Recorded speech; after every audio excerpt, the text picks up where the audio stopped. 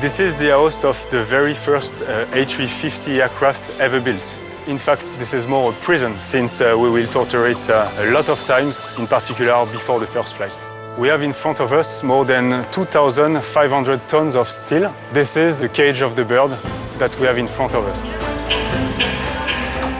What is planned in this test campaign is to load the specimen mechanically and also to pressurize it. We will go to the extremes to check the structural behavior of the bird. When we will load it, so we will pull upward the wing, pull downward, pull the fuselage. In all the critical situations, we have installed 12,000 sensors on the specimen. So you can imagine between the offloading position of the wing, when we compensate simply the weight of the bird, and the max level of load, we have more than 5.2 meters displacement. So let's climb into the installation.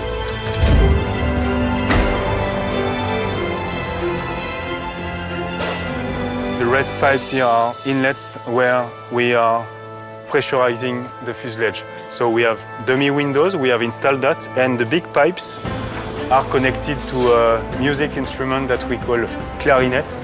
Not to play music really, but just to pressurize and to torture the aircraft. Just imagine the aircraft will be pressurized in a worse manner than if it would be in space. More than 1.3 bars. It's like a bomb. If ever the cargo door is opening, we can damage the complete building up to detrimental effect.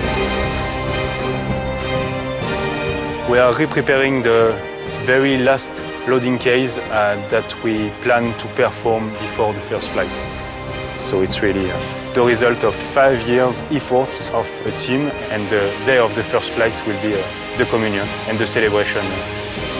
My little contribution will be the opening of the flight envelope for the structural part.